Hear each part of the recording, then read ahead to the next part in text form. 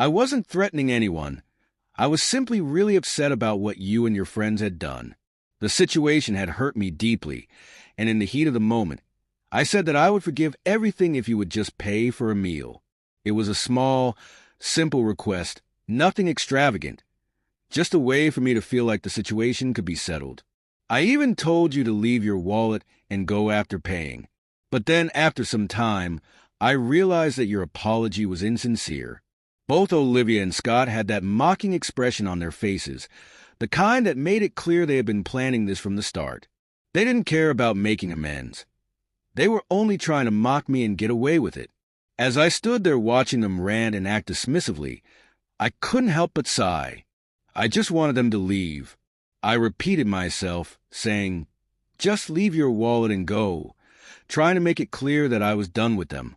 They then began to remind me that Scott was a higher up than Larry at work, making an attempt to intimidate me. I wasn't shaken, though. I simply smiled. If they were going to act like this, then I wasn't going to hold back.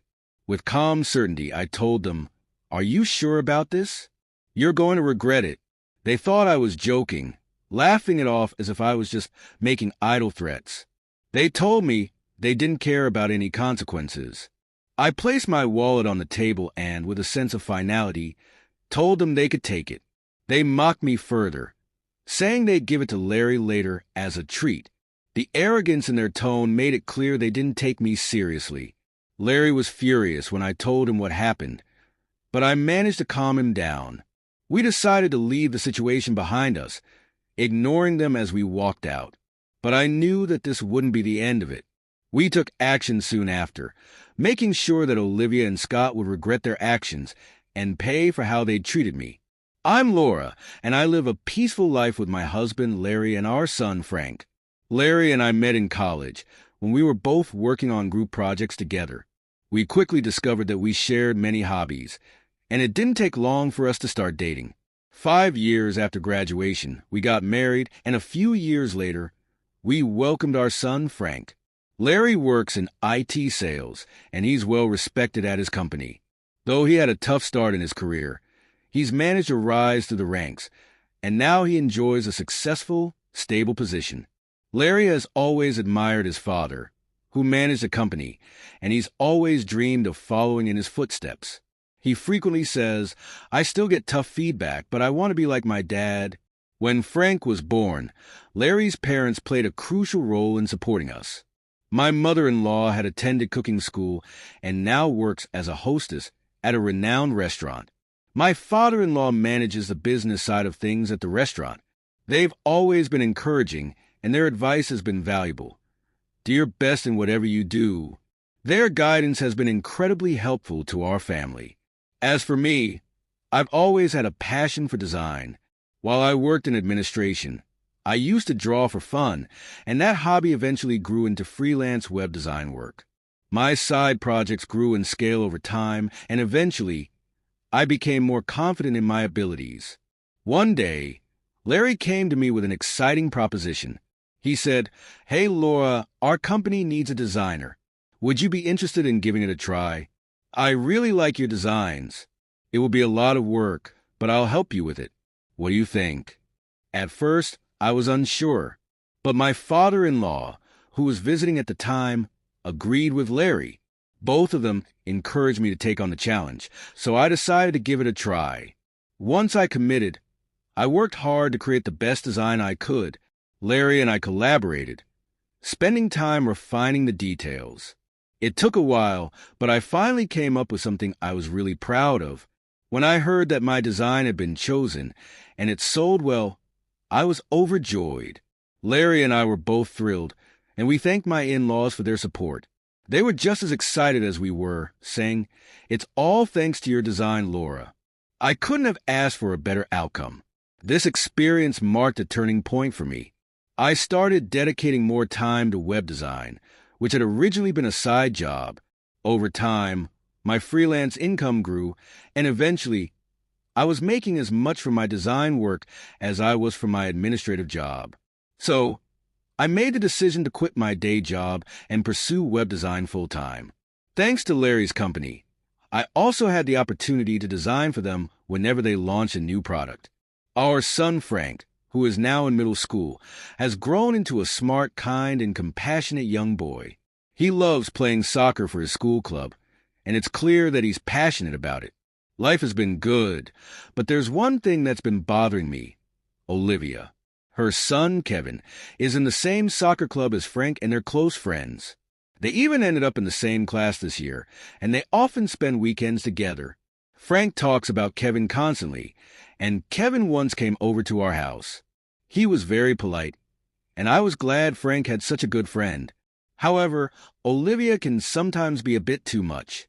I first met her at the school's open house, and it was immediately obvious she was Kevin's mother.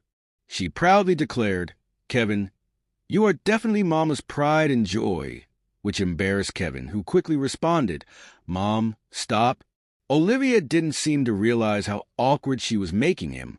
After the class presentations, Olivia loudly proclaimed, "Kevin is by far the best. The others are just playing around," causing the entire room to go silent. Kevin, visibly uncomfortable, told her, "Didn't I tell you to stop?" It was a comment that didn't seem appropriate, especially considering the other students had put a lot of effort into their presentations. I couldn't help but feel uneasy about her behavior. Later, when we were leaving, I praised Frank for his presentation and mentioned I was going to make his favorite hamburger steak for dinner. Frank, delighted, said, "Really awesome." His classmates even commented on how lucky he was to have such a nice dinner waiting for him. At the parent-teacher meeting, I chose a corner seat, hoping for a quiet place to sit. But Olivia approached me and asked, "Aren't you Frank's mother?" I was a bit taken aback by her directness, but she sat down next to me anyway. She then explained, "I knew, because you were talking about dinner with Frank earlier." Her comment about our dinner choice being laid back felt unnecessary and a little rude. I replied, "Frank loves hamburger steak, and I don't think it's your place to comment." Olivia didn't seem pleased with my response, but she didn't press the matter further. The meeting eventually started, and we both turned our attention to that. Afterward, Olivia asked if I'd like to grab coffee. I tried to politely decline, but she insisted, saying, "Come on, it's just some mom bonding, especially since Kevin and Frank are such good friends." Feeling like I had little choice, I agreed. We exchanged contact information, and soon after, she began inviting me for coffee several times a month. Though our kids got along well, I was starting to feel uneasy about this reluctant friendship I was maintaining with Olivia. What shocked me even more was when I discovered that Olivia's husband worked at the same major company as Larry. I was stunned when I found this out, almost spitting out my drink in surprise. Olivia had casually mentioned it during one of our coffee outings. This revelation only made things even more complicated. It all began when I learned that Olivia, a neighbor who had always seemed friendly, was involved in a deeply personal and unexpected situation tied to my husband Larry's work. It wasn't until she came over to pick up her son Kevin, who had been playing with our child, that things started to take a dramatic turn. I had intended to just meet her at the door, but she unexpectedly came inside, as the kids were still playing in the living room. As soon as she entered, she casually asked me, "Isn't your husband working for XAZ Corporation, Laura?" I nearly choked on my tea at the mention of the company. I had never mentioned anything to Olivia about Larry's work, so the question caught me completely off guard.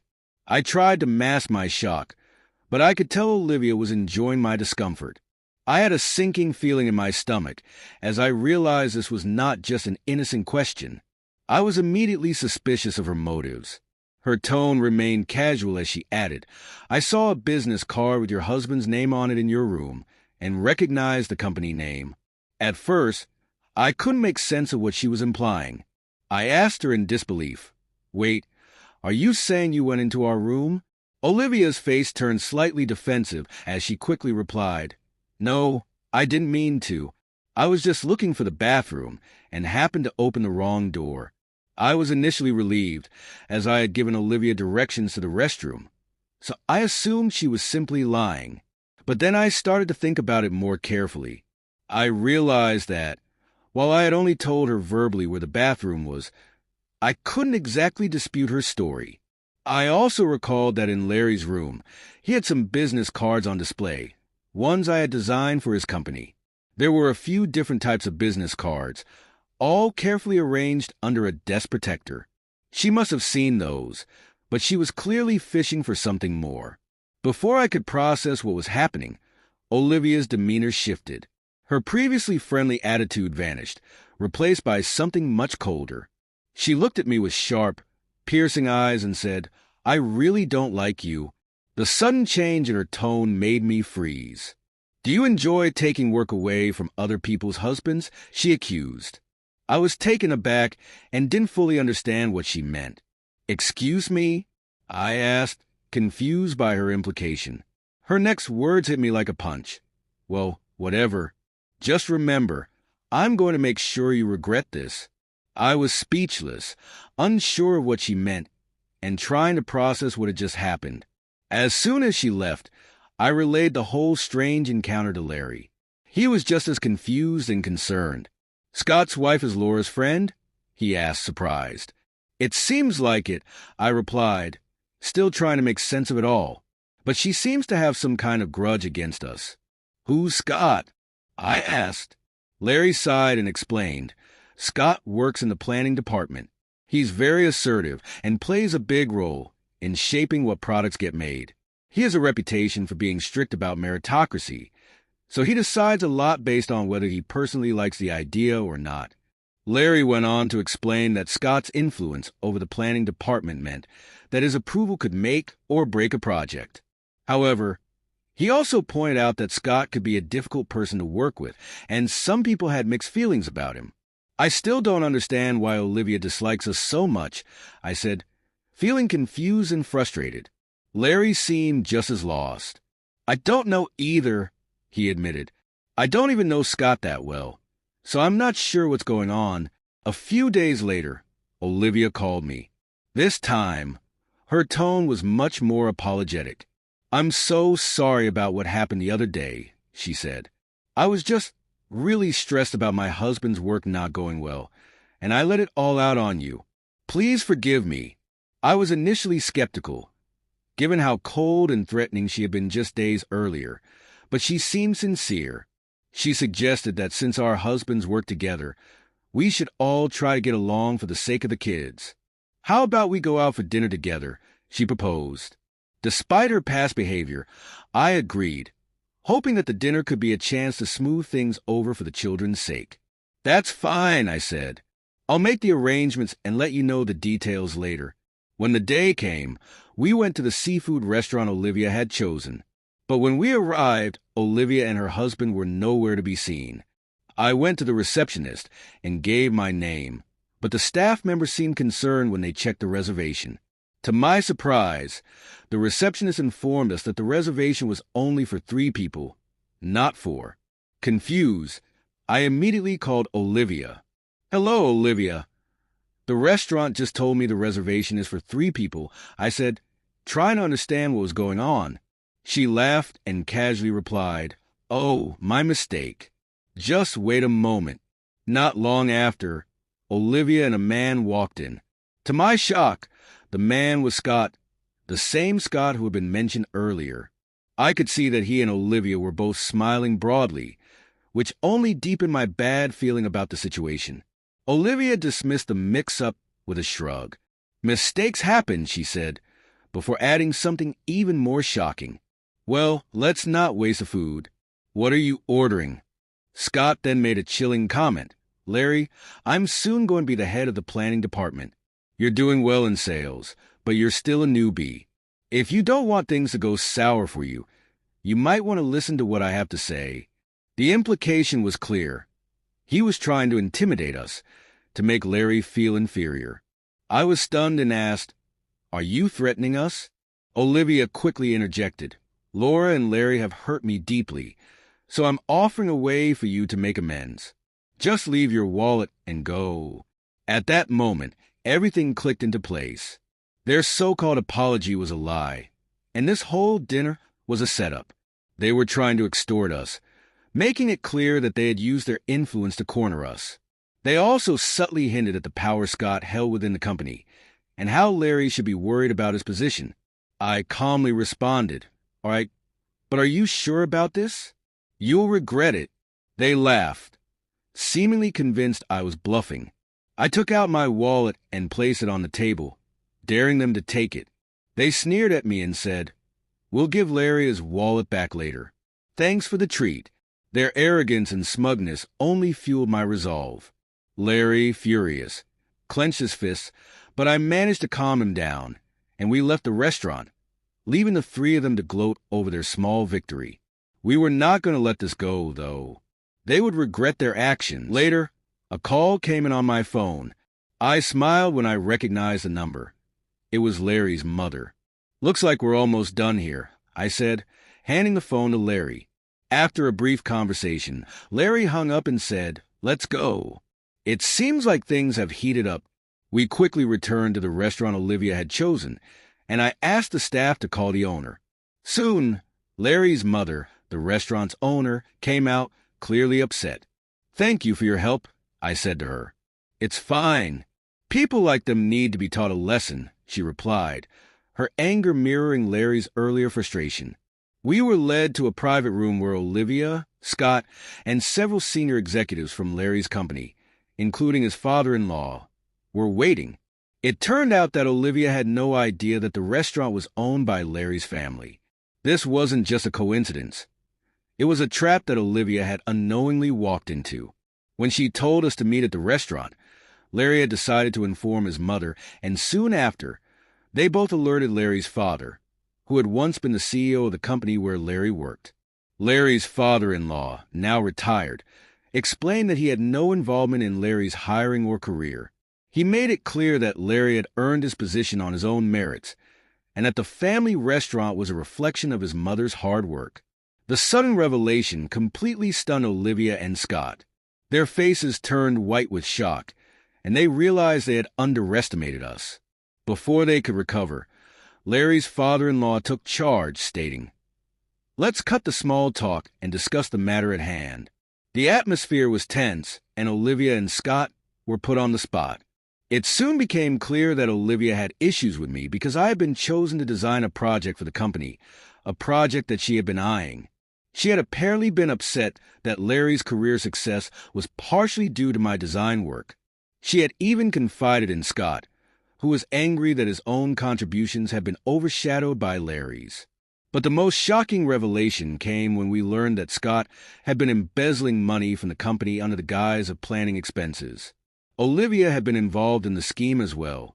The truth was now fully exposed, and the pair's deceitful actions were undeniable.